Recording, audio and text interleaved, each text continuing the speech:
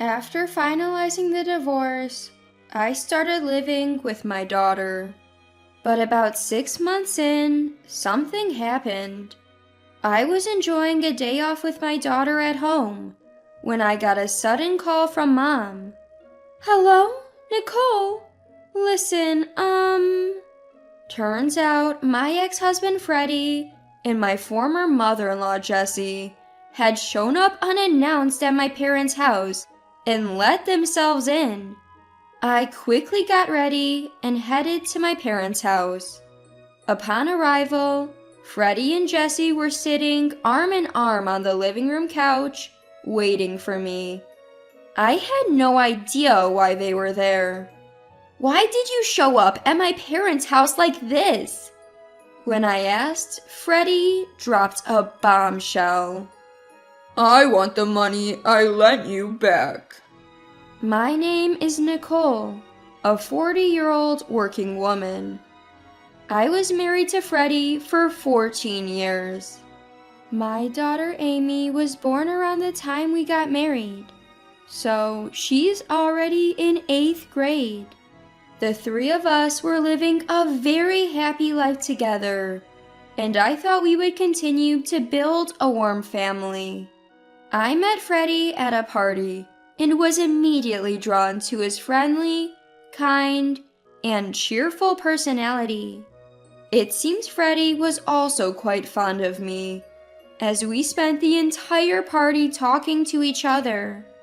We exchanged contact information and started dating, eventually leading to marriage a year later after Freddie proposed. I was truly happy when we decided to get married, as I loved Freddie dearly. In high school, I had a tight-knit group of 4 friends. We'd always get together whenever something big happened in our lives. When I got engaged, everyone celebrated as if it was their own big day.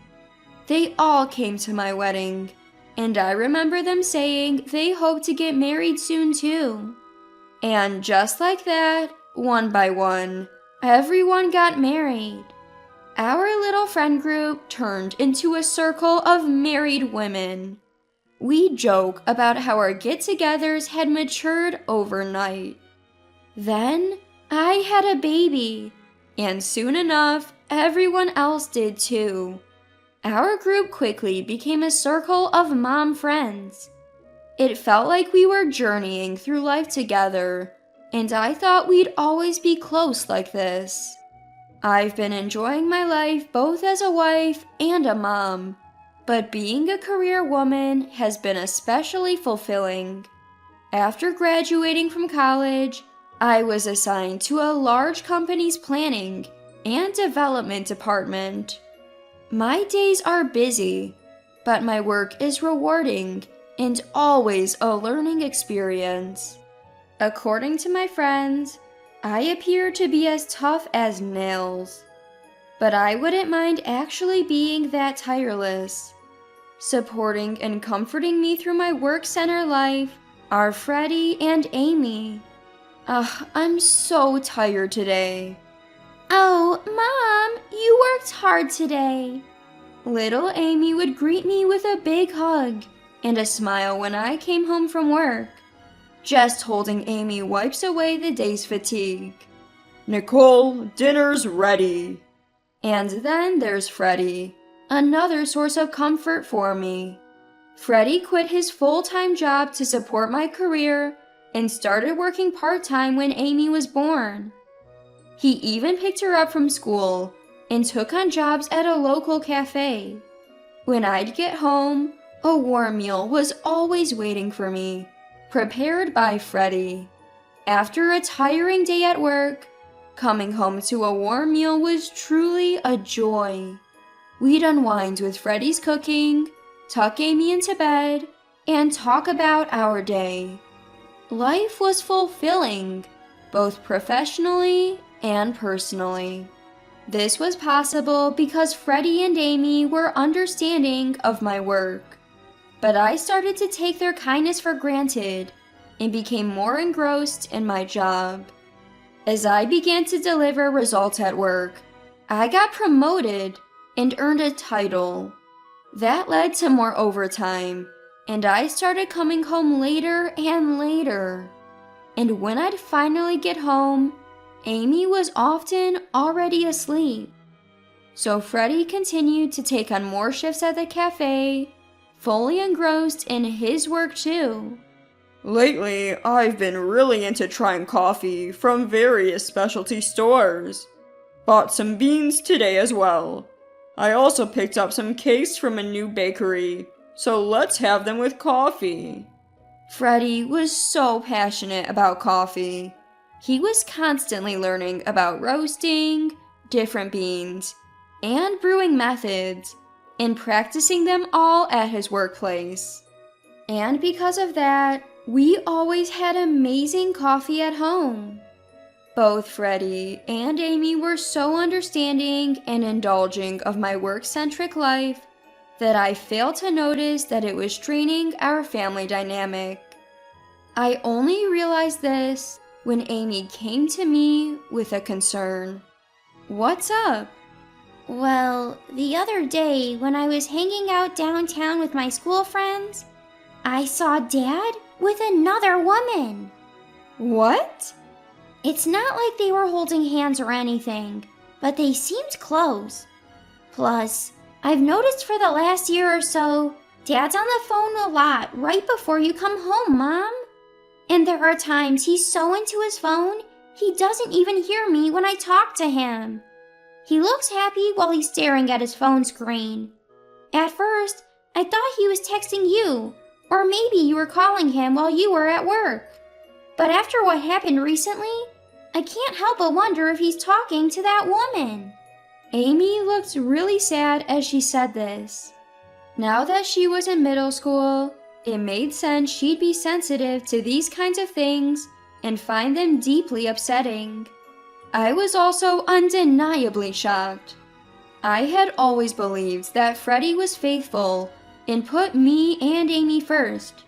If he's been having an affair, that would be incredibly heartbreaking. I'm so sorry, Amy. I've been so focused on work and didn't realize what you were going through. No, don't apologize. I think it's awesome how hard you work, Mom.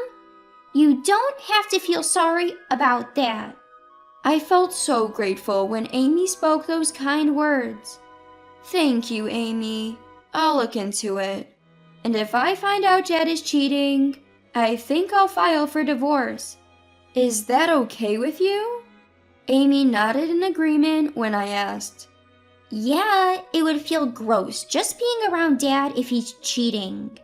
After hearing Amy say that, I felt ashamed for not paying more attention to my family. I knew I had to dig deeper into this for Amy's sake. I immediately contacted a private investigator to look into Freddie's possible affair. And the results were shocking. Freddie was, indeed, having an affair, just like Amy said. They even had photographic evidence. But what was really shocking was who he was having an affair with. It was none other than Margareta, a close friend and classmate from my high school days. I was more shocked by that than by Freddie's infidelity. I felt betrayed by a friend I had always thought was trustworthy and close. Margareta was a housewife, and the last among my close friends to get married. Her child is only about 5 years old. Despite that, she was having an affair with my Freddie. When I got the evidence, I was so shocked I couldn't move for a while. If I hadn't been in my own room, Amy or Freddie might have seen me, and that would have been a disaster. I couldn't show these pictures to Amy, and it was too early to confront Freddie. I took a deep breath to calm myself. And then I got a message that one of my good friends had switched jobs. I thought it would be a good opportunity, so I suggested we all get together. Margareta would have never suspected anything if I hadn't been the one to propose the gathering. I succeeded in setting up a gathering of friends just like I planned. And 3 weeks later, I was face to face with Margareta, Freddie's affair partner. During that time, I quickly hired a lawyer and started preparing for divorce. I also told Amy about what I found out and that I'm planning to divorce him. So we spent our days off looking for a new place to live. And before I knew it, the day of the gathering with close friends arrived. First, we chatted about new jobs with friends who had recently switched careers, and everyone caught up on their latest news. Margareta was acting completely normal, seemingly unaware that I knew. It must be nice to have job changes and stuff to talk about. I'm a housewife, so my life is pretty much the same every day. Margareta responds just like that. Well, you have a husband who brings in plenty of money, so you don't need to work. That's not bad, right? Another friend chimes in. I am grateful for that, but yeah, sometimes I do feel a bit bored. Conversations had flowed long enough. It was time. So, is that why you had an affair with someone else's Freddie? What? My comment stunned not just Margareta, but everyone else too. Wait, Nicole, what are you talking about? Margareta turned pale and stayed silent as another friend questioned me. Margareta's been having an affair with my Freddie. What? No way! You're joking, right? I can't believe Margareta would do that. Other friends tried to defend Margareta. Seizing the chance, Margareta joins in. What? Nicole, what are you talking about? Are you sure you didn't mistake me for someone else?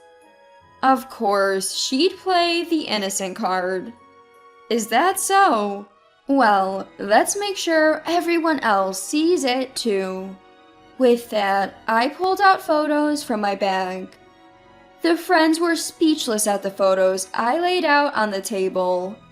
No way! Margareta, why would you?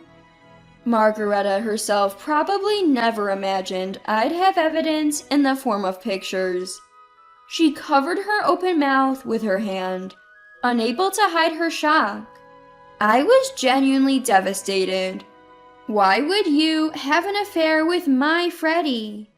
Margareta seemed to realize she couldn't escape the situation. I'm sorry, I actually started going to the cafe where Nicole's husband works and found out that he was there. My husband makes good money, but since we got married, he hasn't really been attentive. So I was lonely. Margareta burst into tears. But being lonely isn't an excuse for an affair, especially not with my husband Freddie. I continued the conversation, not swayed by Margareta's tears. Sorry to have to say this in front of everyone, but I'll be demanding compensation from you, Margareta. I also dropped off the paperwork detailing this at your house. Your husband is probably going through it right now. What? Why would you do something so cruel? Cruel? Who's the one cheating despite being married and having kids? You need to face the consequences. Hearing this, Margareta's face turned ashen. We can't really trust Margareta anymore. The rest of us left the restaurant, leaving Margareta behind. I've had my revenge on Margareta, so Freddie's next.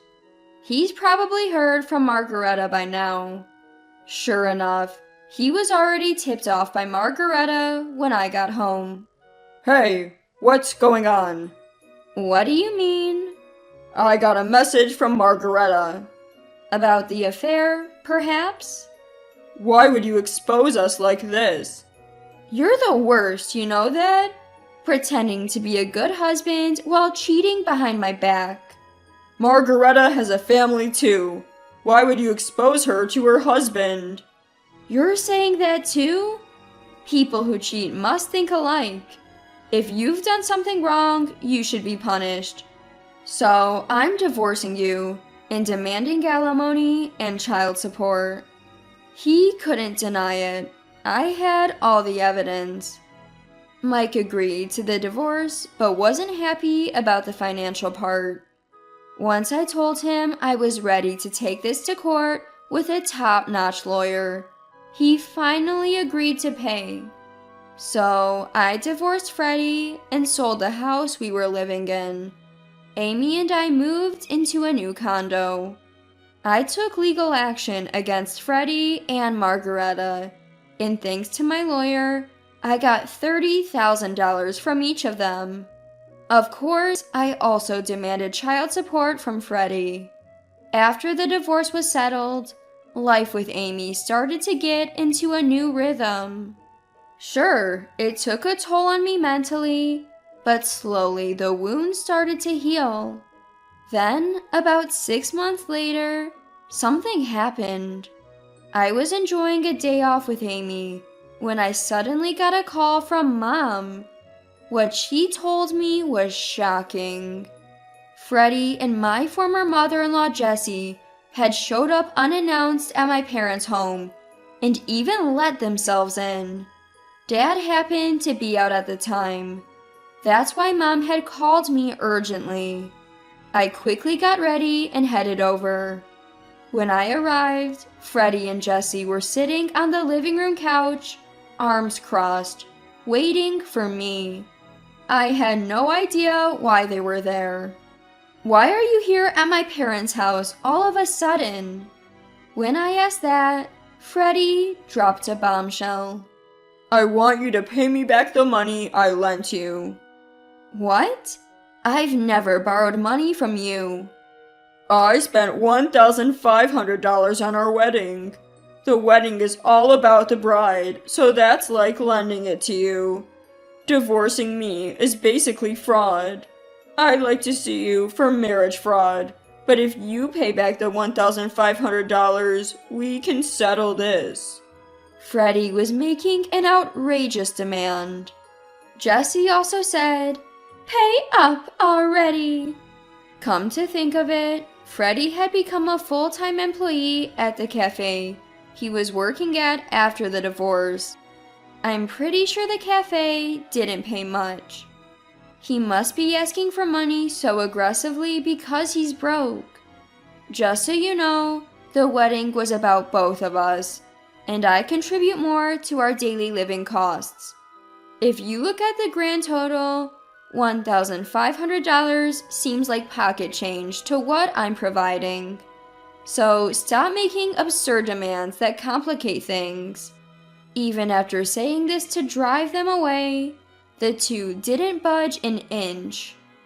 Then Dad came home. It looked like Dad had gotten a call from Mom and rushed back. What the heck are you two doing here? Freddie explained the same thing to Dad, who listened in silence. But you could tell he was past angry and more into disbelief at the ridiculous demands. In the first place, you're the one at fault for having an affair. If you're going to make such an unreasonable request, leave now. After Dad said this, Freddie made a heartfelt apology. Please, Nicole, lend me the money. It's not just from you. Margareta's husband is also asking for compensation, and it's really tight. $1,500. No, even $10,000 will do. Asking for money even now? Is he out of his mind? I simply said, no, go home. But Jessie was like, get real. You also have a responsibility for the family not working out. And insisted we had an obligation to lend money. A situation with no resolution in sight. Then Dad said, Fine, I'll get it ready now. Just wait. and went into another room. "Wait a minute, Dad! What are you doing?" As I hurriedly went after him, Dad wore a gleeful smile. Hey, we've got plenty of money, so why not share some with them, right? Haha. I got the gist when I saw Dad open the closet and pull something out. Ah, this is going to be good. Dad put a stack of bills in an envelope and handed it to Freddie. Freddie and Jessie looked satisfied and left. As soon as they were out, we locked the door and called the cops. The two of them seemed to have checked the envelope as soon as they stepped outside. They immediately came back and started banging on our front door. What's the deal? This is play money. We don't want this fake stuff. Freddie shouts that out, fuming with anger. Laughing, I said through the front door to Freddie and the others, "Since I have so much money, I thought I'd share some with you." Then Freddie said, Don't mess with me. and banged on the front door even harder. The noise sounded like he was kicking the door. Little did they know they were digging themselves into a deeper hole.